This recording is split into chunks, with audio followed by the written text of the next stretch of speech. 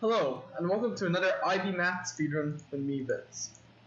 So, we're going to be continuing our exploration of complex numbers, and we're going to be expanding, what operations we can do with them in this video. So let's jump right in.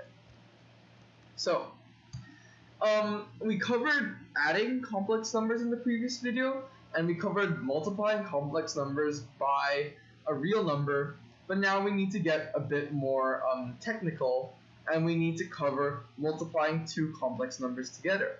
And this is very similar to multiplying two linear expressions together. Say we have two complex numbers, a plus bi times c plus di. To multiply them together, we actually have to multiply each term in the bracket. So we would have ac plus a times di plus bc times I plus bi times di. But the thing about bi times di, so bdi squared, you have to remember that I squared is equal to -1. So this would actually just be minus bd. So if we have minus bd, then the new number actually becomes ac minus bd plus ad plus bci. So that's how you multiply two complex numbers. This is like a general rule. Yeah. So next. Well, before we get to dividing complex numbers, which is actually harder than you think. Oh, of course. If you don't realize, subtracting complex numbers is the same as, adding their negatives. So for example, a plus bi minus c minus di is equal to a minus c plus b minus di. So that doesn't change much, but division does change. So before we get into division, we need to talk about what a complex conjugate is. If you've ever heard of a conjugate before, maybe you've heard of it in rationalizing the denominator.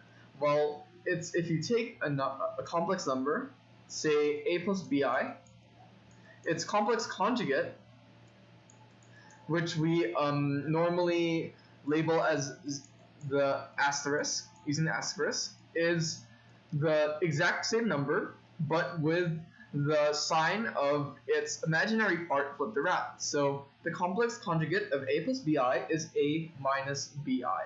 So if we add a number with its conjugate, we get 2 times the real part, and if we subtract the number from its conjugate, we get 2 times the imaginary part.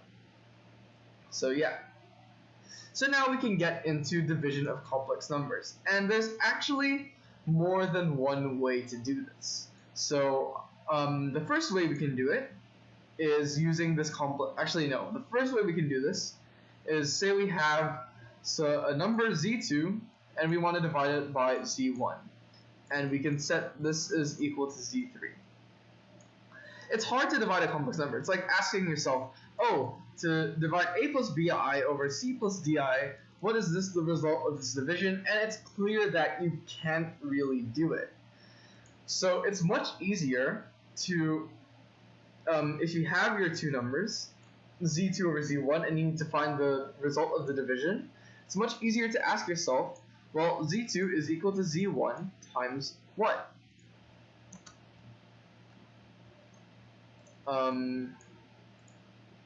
Times what? What is z3? So, since you know, say z1 is equal to a plus bi, and z2 is equal to c plus di, well, we have c plus di is equal to a plus bi times z3. But if you remember about multiplying complex numbers, we know it's actually probably better to label z3 as an actual number. So e plus fi. So we have, in this case, a plus bi times e plus fi is equal to c plus di. So you know C has to be equal to AE minus BF, and D has to be equal to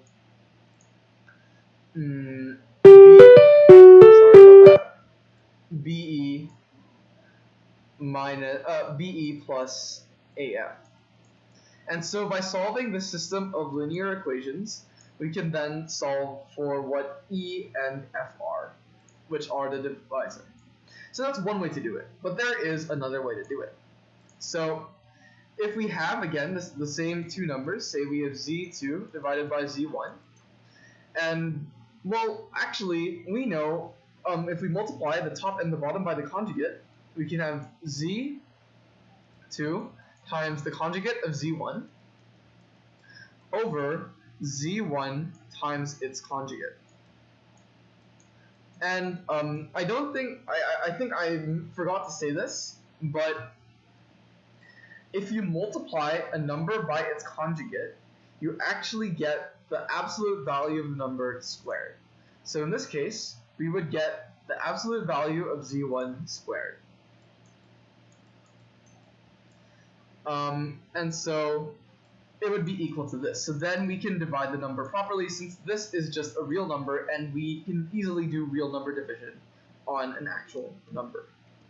Hello, I'm back. Sorry about that. And yeah, so now we've covered everything. Let's jump into some questions. So, I think today I'll be doing. There's a lot of sub-questions in this series, so I think I'll do every other sub-question starting from the first one. That seems reasonable. So, question 1. Given, let me put this here. Given the complex numbers Z1 is equal to 1 plus I, Z2 is equal to 3 minus 2I, and Z3 is equal to negative 2 plus 3I. 3I. Calculate the following. Oh, it's jumped around. So the first thing we need to calculate is Z1 times Z2 plus 2Z3, the conjugate of Z3. So let's, Z2.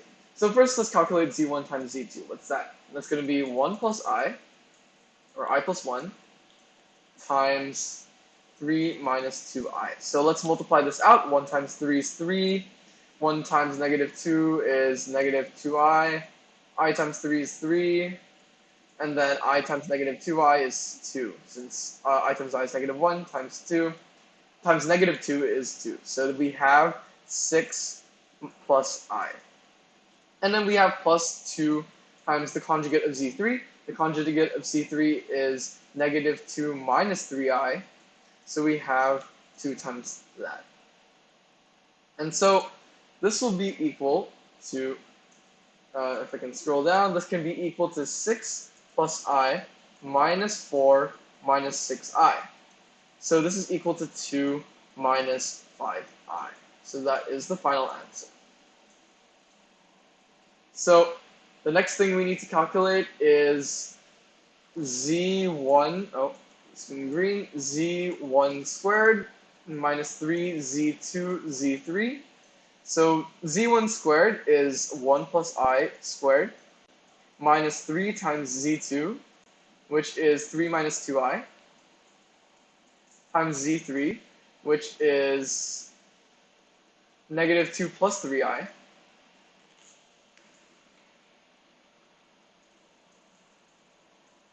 Okay, and yeah, let's do this. So first, let's square this. This would simply be 1 plus 2I minus 1. In other words, this would be 2I. And here we have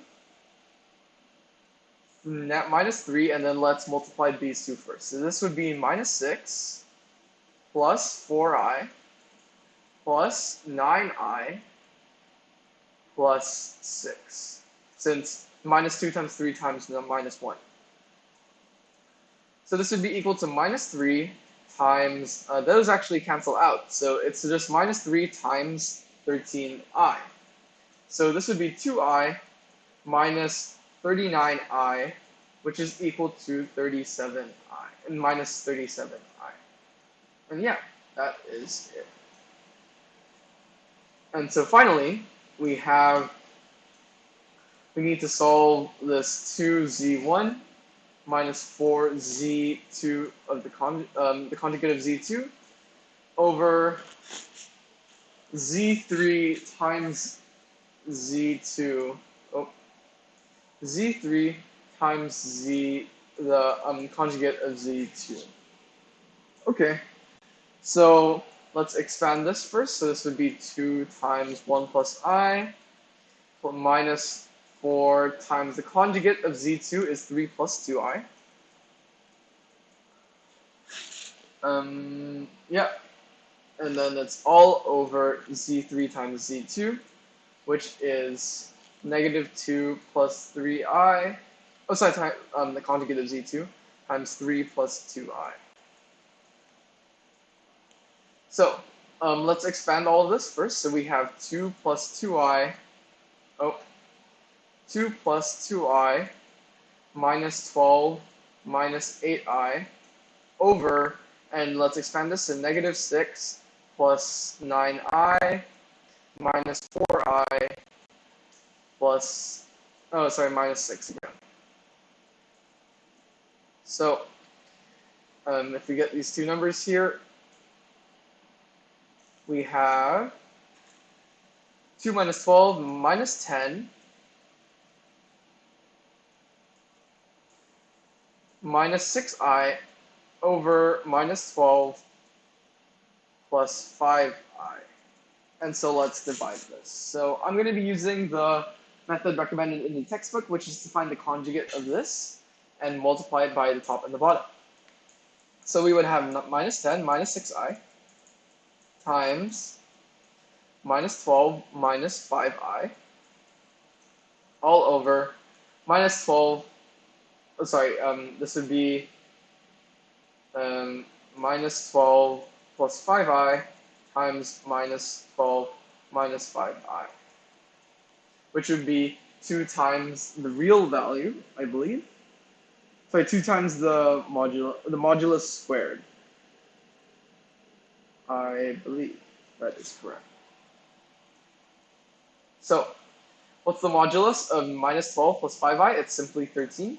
And 13 squared is 169. So, it's all over 169. So, let's multiply the top part out. We have 120 plus 72i plus 50i minus 30. So we have 90 plus 122i over 169. And yeah, I think that should be the correct answer. Yeah, and we're correct. So, on to the next challenge. We're doing every other one. So now we need to find the real and imaginary parts of these complex numbers. And the complex number is 1 over I plus 2I over 1 minus I. And yeah, so we want to kind of convert these numbers into not fractions. So for this first part, 1 plus I, we can simply multiply the top and bottom by I. So we have I over I squared, but I squared is minus 1. So this is simply negative I. And plus 2I over 1 minus I. Well, we have 2I times 1 plus I, the conjugate, over the modulus of this squared. The modulus of this would be 2, since 1 squared plus 1 squared is 2. So square root of 2. And so square root of 2 squared is 2. So we simply have 2. So we have to add this. So this would be 2I minus 2 over 2, which is simply I minus 1. So the i's actually cancel out, and so this number is equivalent to minus 1. So the real part is minus 1, and the imaginary part is equal to 0. So yeah, that will be it for that one. Now next, for the next problem, we need to find the real numbers that satisfy the following. So 1 plus 3i times a plus bi is equal to 5 plus 5i. And this is equivalent to, again, finding the quotient of 5 plus 5i over 1 plus 3i. So we need to find the numbers a and b. So what do we know? We know that a minus 3b should be equal to 5. That's the real part. And then we need to equate the imaginary part, which is 3a plus b is equal to 5 as well. From here, we know that a must be equal to 5 plus 3b, so we can substitute it into here. So 3 times 5 plus 3b plus b is equal to 5. In other words, 15 plus 9b plus b, so 15 plus 10b is equal to 5. So 10b is equal to negative 10. So b is equal to negative 1. So we know, let's move out of it. B is equal to negative 1. And we also know that a is 5 plus 3b. 5 plus 3 times negative 1 is 2. So a must be equal to 2. So that satisfies the equation. Okay, next. We need to find the following complex number that satisfies this. So we have first 2, z plus I is equal to 3i times z minus 1. We need to find a complex number z that satisfies this equation. So first let's expand this. We have 2z plus 2i is equal to 6i. Oh, sorry, no, that's z, not, that's a z, not a 2. This is z, so this should be 3iz minus 3i. So what we can do is we can bring the z's over to one side and all the other terms over to another side. So we have 2z minus 3iz is equal to 3i minus 2i is negative 5i. And well, we can factorize this on this side. We have z times 2 minus 3i is equal to 5i. And we can express z in the form of a plus bi. So we have a plus bi times 2 minus 3i is equal to 5i. So we know that 2a plus 3b must be equal to 0 since there is no real term. And we also know that 2b minus 3a should be equal to, I think that's minus 5i, sorry. Minus 5i. Is this correct? Yep. All good so far. So what we can do, sorry, minus 5 technically, because we've eliminated the I. So from this, we know that a is equal to negative 3 over 2b. So we can substitute that in here. 2b minus 3 times negative 3 over 2b is equal to negative 5. 2b minus 9 over 2, sorry, plus 9 over 2b is equal to 5. So this would be 13 over 2b is equal to 5, and b is equal to 10 over 13. And a, since a is equal to negative 3 over 2b, a is equal to negative 15 over 13. So the complex number must be negative 15 over 13 plus 10 over 13i. And so that should do the trick. Yeah. I forgot, sorry, that this is negative 5. So this should actually be negative 5, 13 over 2b is negative 5, b is negative 10 over 13, and therefore a is 15 over 13. So the complex number z should be equal to 15 over 13 minus 10 over 13i. Yeah. Okay, next question. We have z plus 2i times 2 plus I is equal to z minus 1 times 1 minus I. So, what can we do here? I think we have to multiply it out, honestly. So, or do we? Z plus 2i times 2 plus I is equal to z minus 1 times 1 minus. Yeah, I think we have to multiply it out. So we have 2z plus iz plus 4i minus 2 is equal to z minus,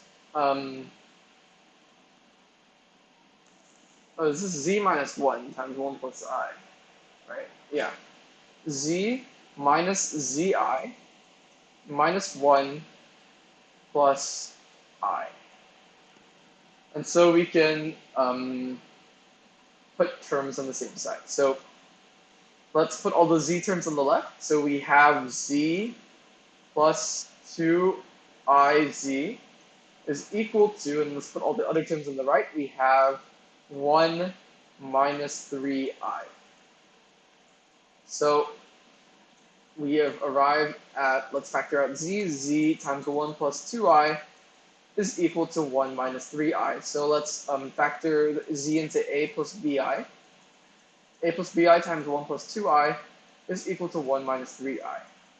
Okay, so, well, what do we know? We know a plus a minus 2b is equal to 1. And we also know that 2a plus b is equal to negative 3. Okay? So a is equal to 1 plus 2b. A equals 1 plus 2b. So we have 2 times 1 plus 2b plus b is equal to negative 3. And so we know that 2 plus 4b plus b is equal to negative 3. So we know that 5b is equal to negative 5, so b should be equal to negative 1. Since a is 1 plus 2b, a should also be equal to negative 1. So the final number, z, should be equal to negative 1 minus I. Okay. So next question, we're given the complex number a plus bi. Find the relationship between a and b. So z over 2 plus I is a real number. Okay. So, well, what do we know from this? So, sorry, we know that z equals a plus bi, and we know z over 2 plus I needs to be a real number. Okay, so we're again dividing. Z times 2 minus I is equal to square root 2 plus square root 1, which is pi. And so we need to have this equal to a real number. So to make this equal to a real number, we can really ignore the denominator because that's not going to do anything. We need to, clear everything. Oopsies, let's rewrite this. So z is equal to a plus bi. And again, z over 2 plus I, it needs to be a real number. So this would be z times 2 minus I over 5 needs to be a real number. And so this bottom denominator is pretty irrelevant, since that won't affect whether the number is real or not. And so we need to solve the equation that in z times 2 minus I is a real number. And so that would be equal to a plus bi times 2 minus I is a real number. So it doesn't matter what imaginary part is, say it's just equal to a real number. And so what we must know, therefore, is that 2b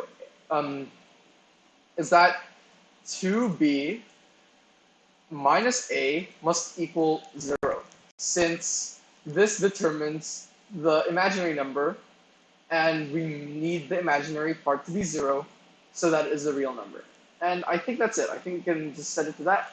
So yeah, A is equal to 2B. Okay, so on to the next problem. We need to solve for Z being part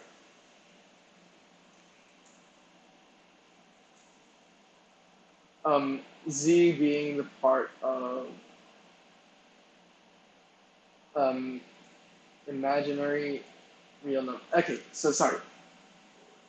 What C means, maybe you haven't come across C before, it just means that X must be equal to A plus BI, or in other words, it must be expressible as an imaginary number where both A and B, or the coefficients, are real numbers. So yeah. So for this first one,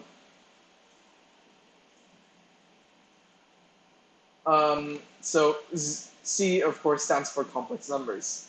And so I believe actually that we cannot, no, actually no. It should be doable. So this also includes real numbers inside the set, since all real numbers are expressible as complex numbers. So first we have the absolute value of Z plus Z is equal to 1. Okay, so let's say that Z is in the form A plus BI. So absolute value of C is square root of A squared plus B squared. And we need to add that to A plus BI, and that must equal 1. So the thing is, we know that there's no imaginary part on this side, so we know that there actually shouldn't be an imaginary part to this number Z. So actually we could rewrite this into simply a real number equation where we have the absolute value of Z plus Z is equal to 1. And what numbers would satisfy this? So let's take the values that first Z is positive, so 2Z is equal to 1, so Z is therefore equal to 1/2. When Z is negative, this should be impossible, because if Z is negative, absolute value of C plus Z should be equal to 0, so the only value you can get is Z is 1/2. So for the next one, we have Z squared plus the conjugate of Z is equal to 2. And so,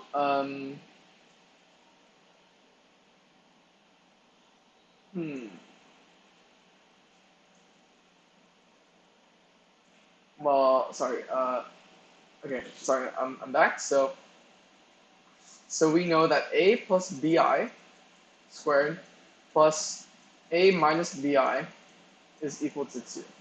So what is this equal to? This is equal to A squared minus B squared plus 2ABI plus A minus BI is equal to 2.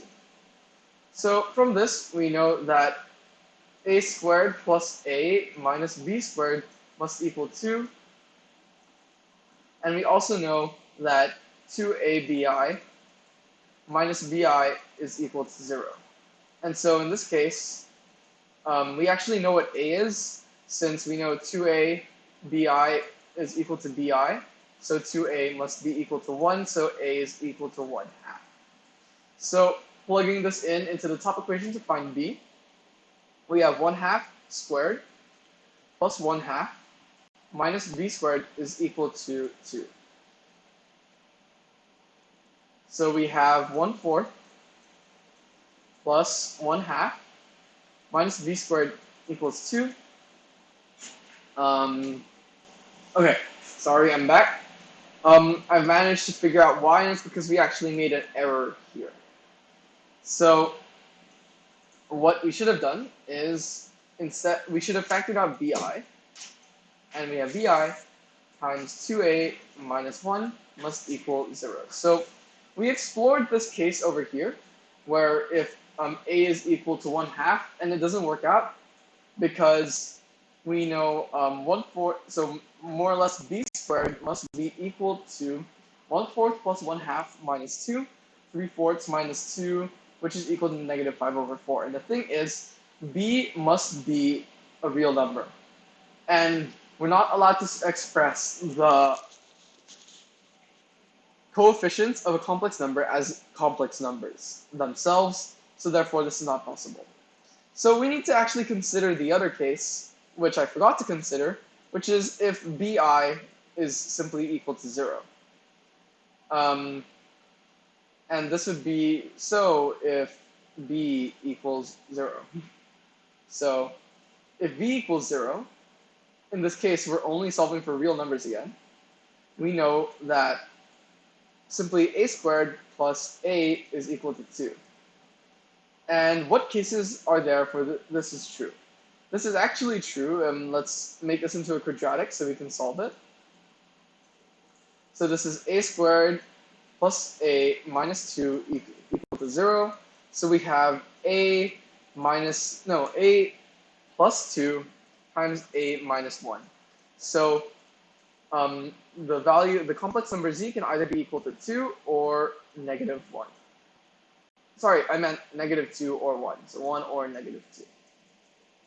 And yeah, that seems to be it. So for the next problem, we need to prove this following property, that z1 over z2, the modulus of 2, is equal to the modulus of z1 over the modulus of z2. How do we prove this?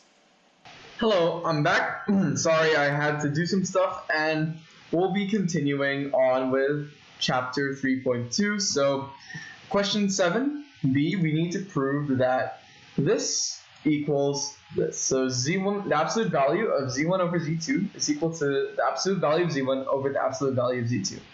So, how are we going to do this? Well, let's express z1 is equal to a plus bi, and z2 is equal to c plus di.